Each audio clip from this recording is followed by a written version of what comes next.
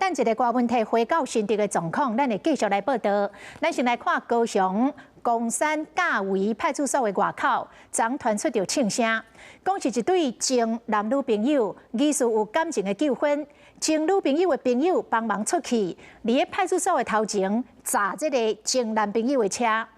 警方听到吵闹声，向前来阻止，想袂到因竟然是驶车冲撞远景，然后吹油门逃走。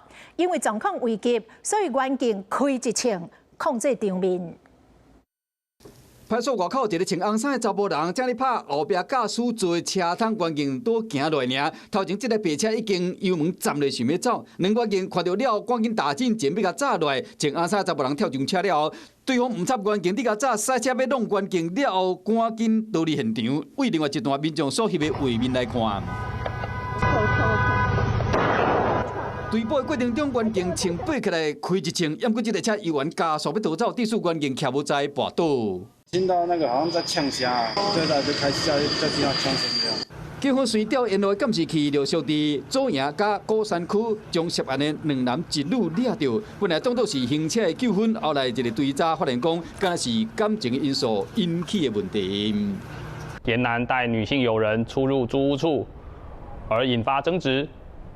昨7日，因租屋处租约到期，要点交房屋时，前女友遂联系朋友们取回物品，而致本起纠纷。昨高雄公山分局教育派出所外口，敢若是前男女朋友有感情的纠纷。男方伫派出所前和女方的朋友驶车炸起来，伊为着要闪，目过时去弄到其他无辜的车。女方朋友看到警方打进前要阻止，煞弄警察了后，驶走来的车想要走。受害前男朋友的车因为自动车嘛害了。